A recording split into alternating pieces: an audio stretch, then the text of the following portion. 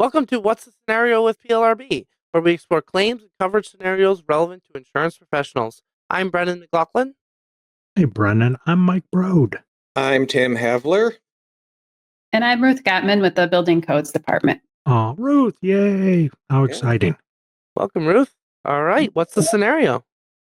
Okay, so the adjuster on a hail claim receives a long list of line items that are required by code.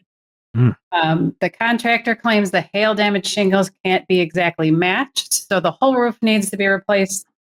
Of course, once those old shingles are torn off, they find rot and gaps in the sheathing. Ooh. Then the contractor says a thicker sheathing is now required by code. Ice barriers, drip edges, a double felt underlayment.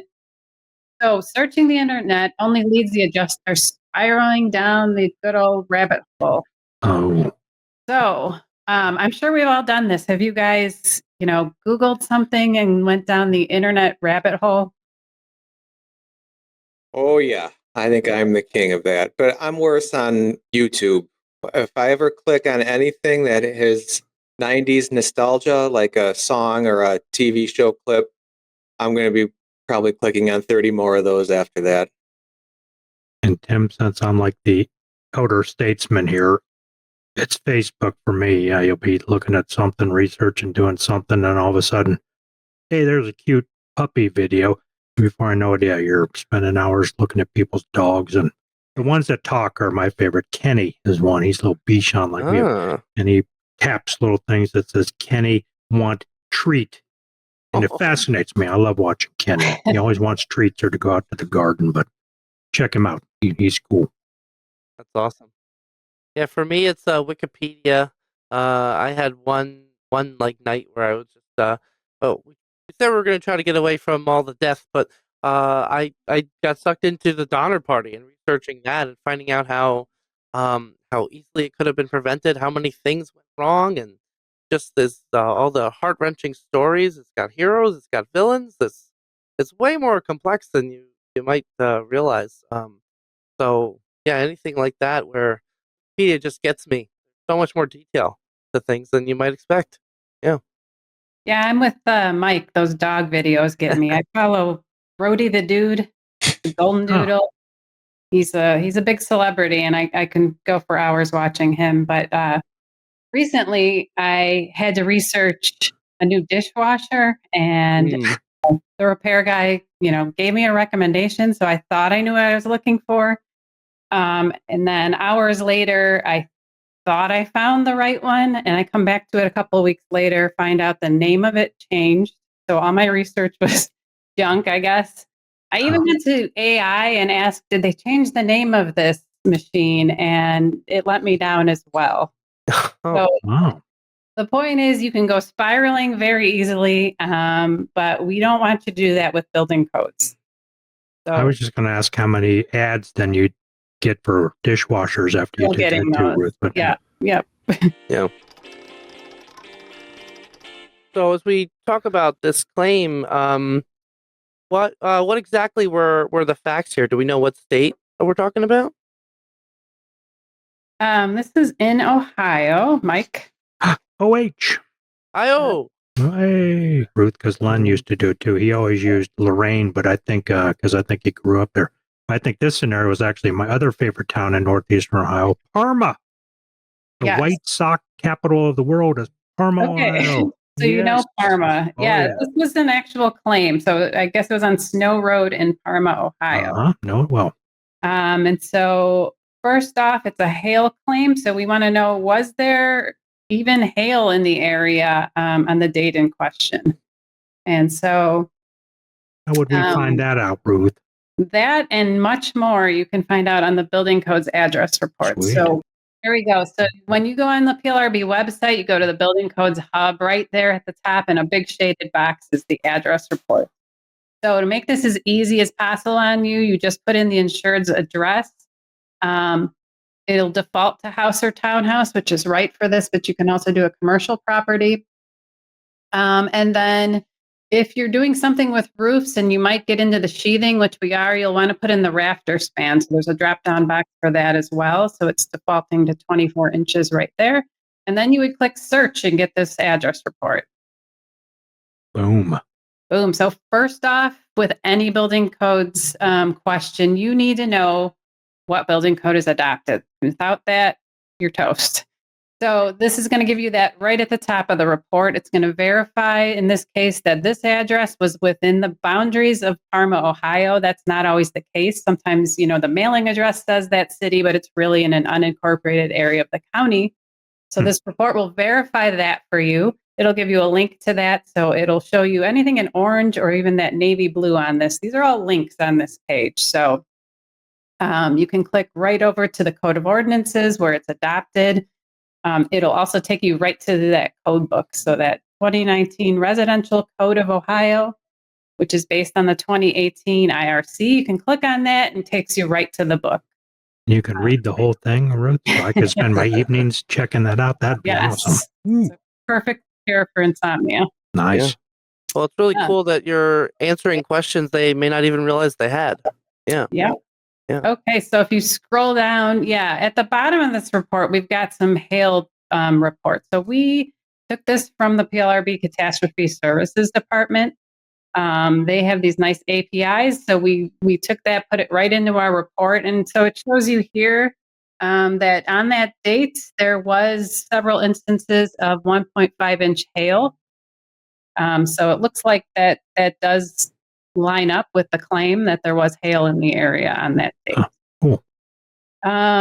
So what else do they want to know? So there's the contractor, of course, is saying we can't get these shingles. There's matching issues. You need to get a whole new roof now. Right. So, yes. I want a new roof. of course we do. We all want a new roof. So what we also provide on this report is matching information by state. And so we give you a quick blurb. What does Ohio say about matching? It gives you their reasonable, comparable appearance. I'm sure gets these questions all the time. He loves matching questions. Number one It's Tim's question. favorite thing. Matching Yes. questions. Yep. So You get a tough one, send it to me. exactly. And that's what we do right on that report. So we give you a quick blurb. What does the state say about that? But we are not getting into the policy requirements or anything that legal would be better suited to answer. And so we actually give you a link right over to the legal department if you need more information than that. Nice. Yeah, That's very useful. cool. Yeah.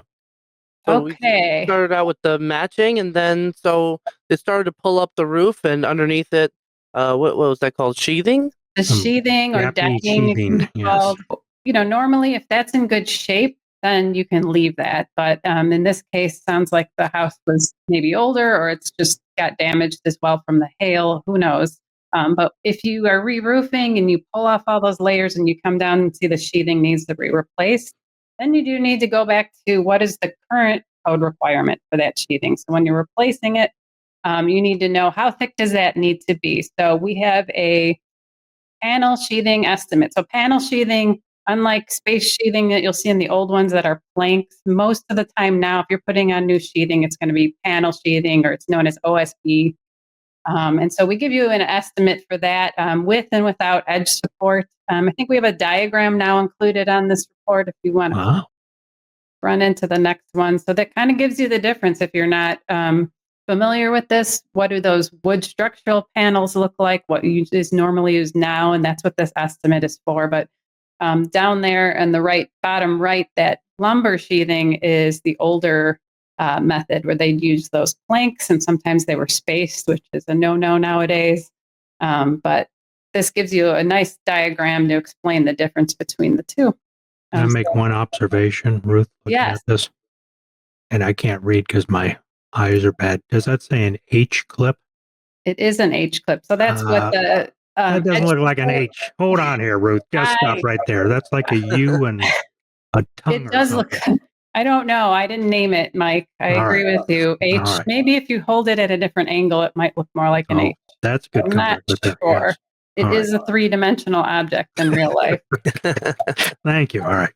So that's an example of edge support. So when you're doing an estimate, which we gave you on that last screen, it's going to tell you the thickness with or without edge support, depending on how you have it built, and also this is where that span rating comes in. Like way back in the beginning, I asked Yep. what was the rafter span? So the distance between the rafters. That's going to give you that thickness estimate depends on that span. So if the house has 16-inch rafter span, that would change the thickness required.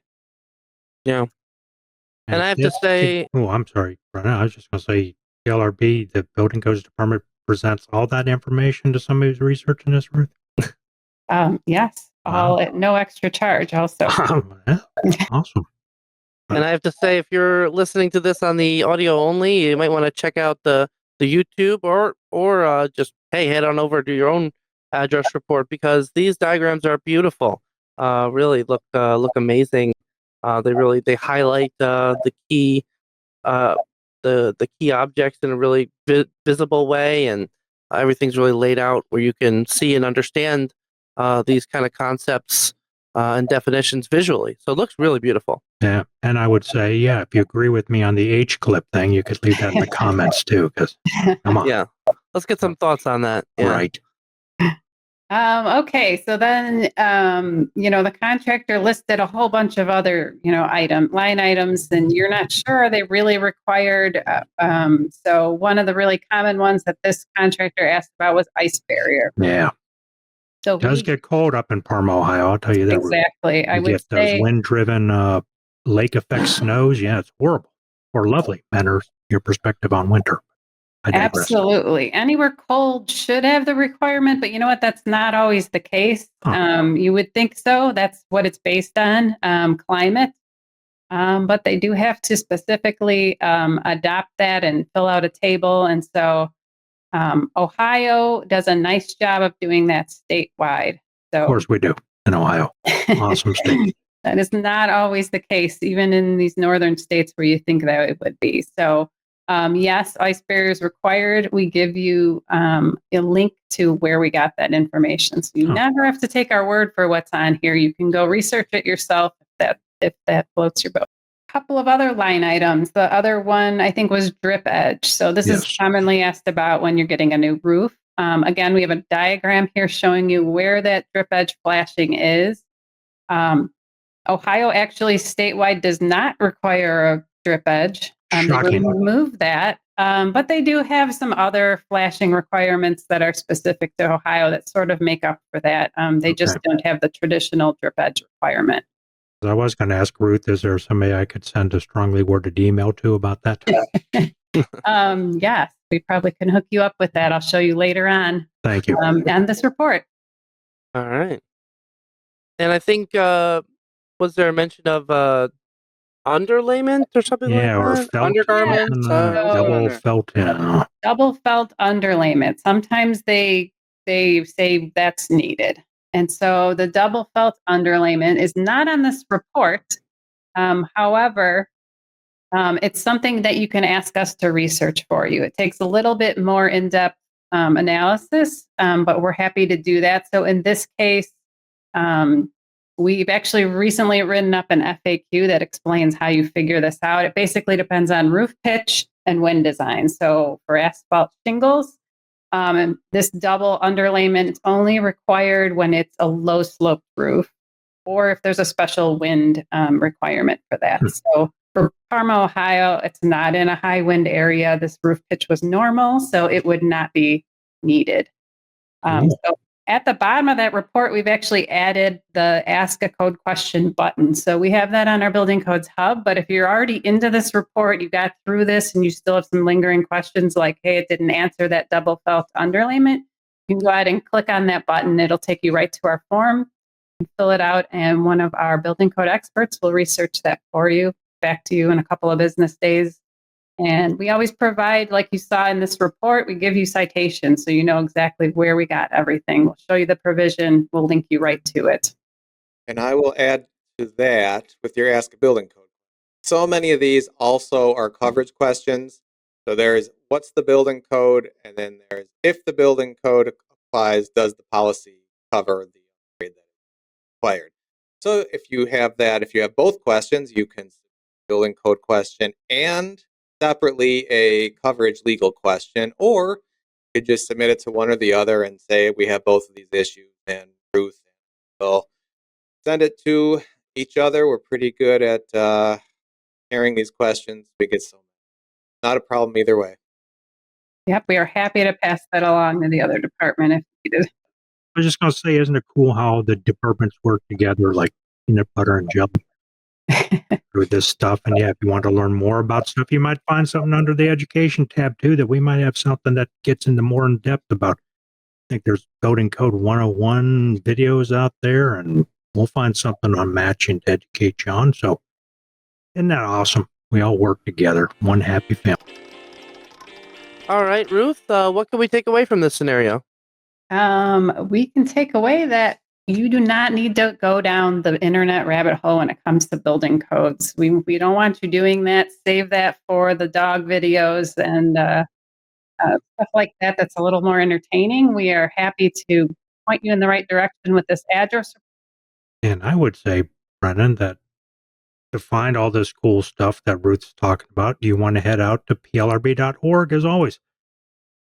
Building Codes Hub, they have their own cool hub.